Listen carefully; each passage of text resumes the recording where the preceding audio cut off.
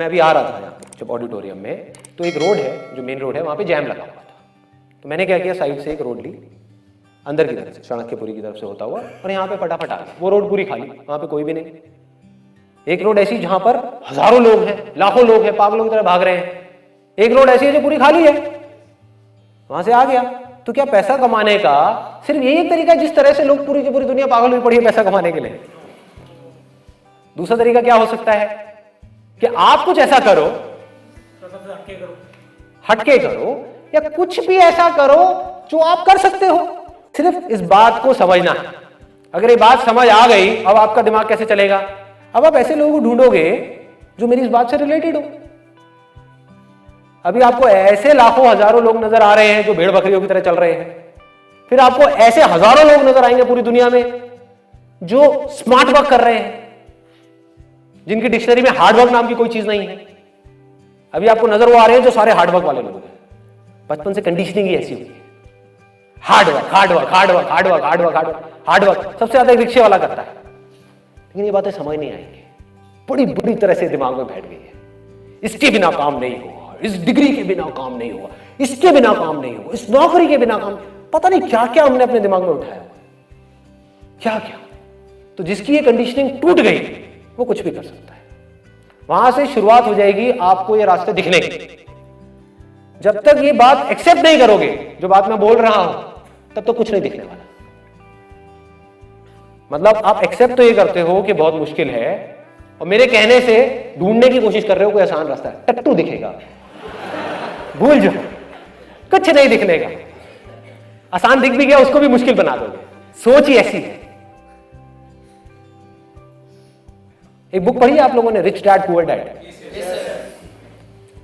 एक है अमीरों की सोच, एक है गरीबों की सोच। जैसी आपकी सोच होगी वैसे ही आप बन जाओगे। और सोच एक बार अमीरों की हो गई, अमीरों की सोच क्या है? अरे बहुत रास्ते हैं पैसा कमाने के, सही जेन्युइन रास्ते बहुत है, अनलिमिटेड। सिर्फ आदमी का दिमाग खुलना चाहिए, सिर्फ माइंड में यह होना चाहिए, हां ऐसे रास्ते हैं। आए तो सही, यही नहीं आता। ये आ गया तो चीजें दिखने लग जाएंगी, हजारों रास्ते दिखने लग जाएंगे। फिर उन रास्तों में से आप देखोगे आपकी स्ट्रेंथ से क्या कनेक्ट हो रहा है, फिर उन रास्तों पे चलोगे और कमा लोगे। उसमें क्या बड़ी बात है? अरे लोग कमा रहे हैं, कोई बड़ी बात नहीं। और फिर ऐसे इस रास्ते से चल करके जब आप कमा लोगे तो आपको गंवाने में भी डर नहीं लगेगा, कोई प्रॉब्लम नहीं होगी। बहुत लोग मुझसे पूछते हैं, जब मैं इस बारे में बात करता हूं ना, वो कंफ्यूज हो जाते हैं।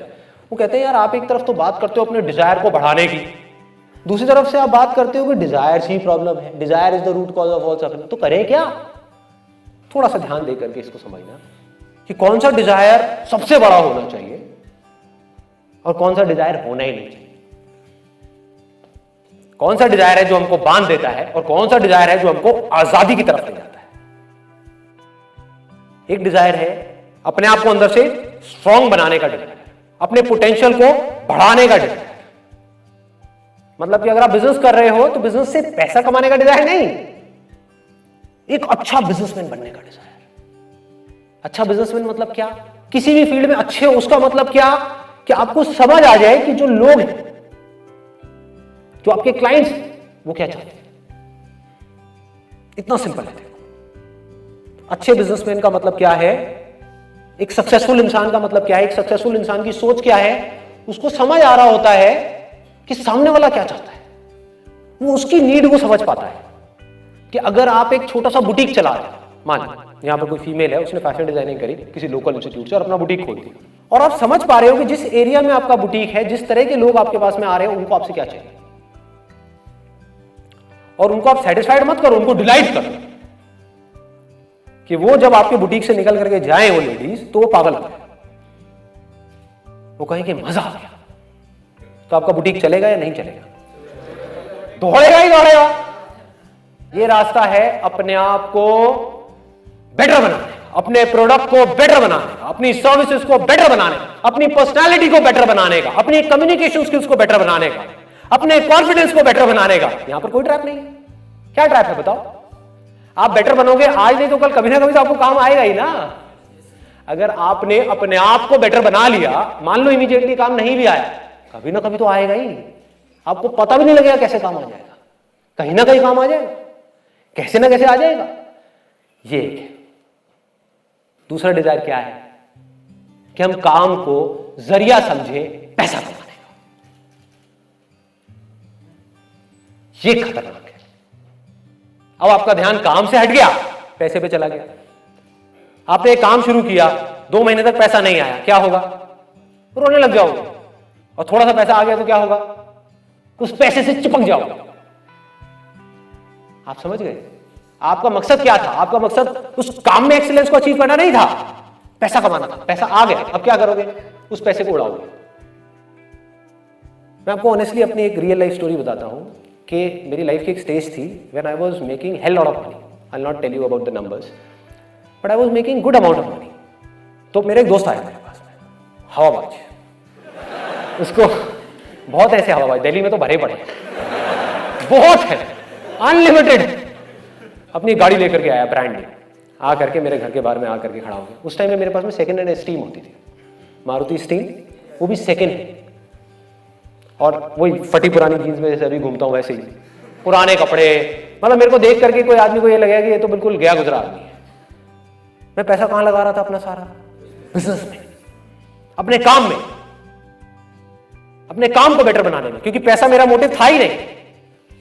पैसे को लगाया काम में, अपनी सर्विसेज को बेटर करने में, अपने इक्विपमेंट्स को बेटर करने में, अपनी लाइट्स को बेटर करने में, कैमरा को बेटर करने में, हर चीज को बेटर करने में। जबकि उसकी जरूरत नहीं थी। वो नहीं भी करता तब भी लोग मेरे पास आते। किसी को पता नहीं था कि मैं कौन से कैमरे से उसका शूट कर रहा हूं, मुझे तो पता था ना। तो मैं अपने आप को बेटर करता चला जा रहा था, अपनी मार्केटिंग में, हर चीज में। मेरा सारा ध्यान वहां पर था। उसका ध्यान कहां था? पैसे का। तो हवाबाज, तो हवाबाज को किसी ने थोड़ी सी हवा दे दी। उसको हवा दे दी कि तू मेरे को पैसा लगा दे, यहां पर मुझे पैसा दे दे, महीने का 5% इंटरेस्ट दूंगा तेरे को। 1 साल में 60% इंटरेस्ट आएगा, 1.5 साल में पैसा डबल।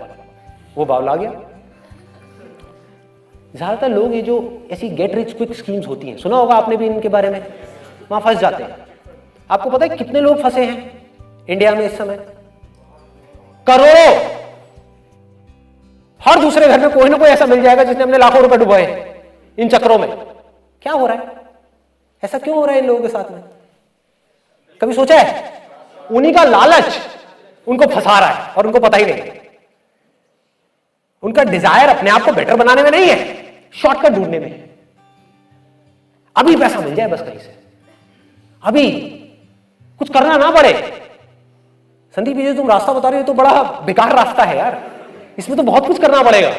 अपने आप को बेटर बनाना पड़ेगा, उसके अंदर कितनी मेहनत करनी पड़ेगी, कितनी बुक्स पढ़नी पड़ेंगी, कितना दिमाग लगाना पड़ेगा, कितना मार्केट को समझना पड़ेगा, अपने आप को समझदार बनाना पड़ेगा, मतलब कि पढ़ना पड़ेगा, आंखें खोल के इस दुनिया को देखना पड़ेगा, अपने दिमाग पे जोर डालना पड़ेगा, है ना। अपनी स्ट्रेंथ्स को पहचानना है, बड़ा भारी काम है भाई।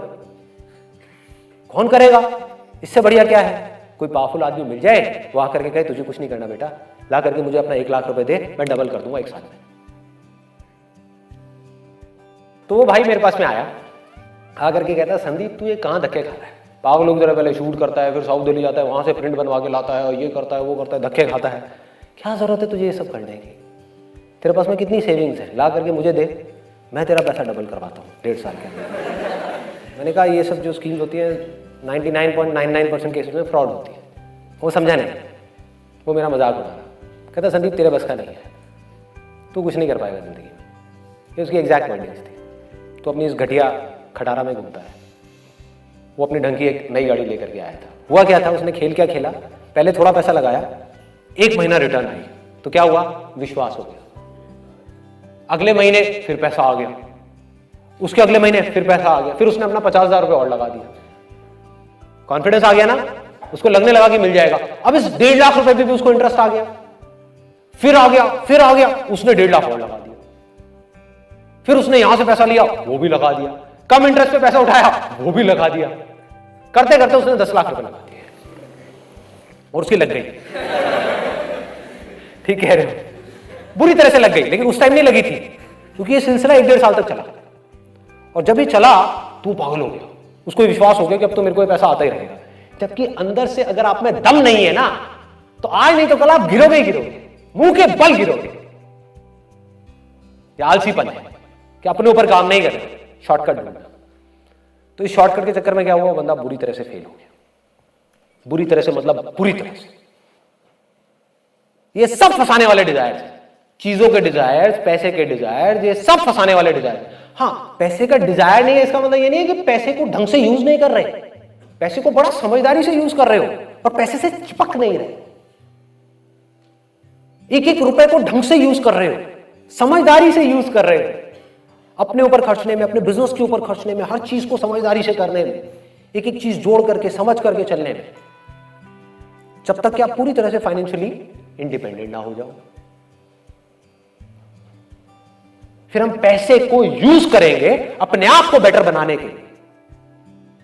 अभी लोग क्या कर रहे हैं, पैसे को यूज कर रहे हैं अपने शौक पूरे करने के लिए, और उस शौक की वजह से छोटे होते चले जा रहे हैं। क्योंकि जो आपके शौक है वो आपकी अपब्रिंगिंग के हिसाब से, अपब्रिंगिंग अगर आपकी कम पैसों में हुई है तो आपके शौक भी छोटे।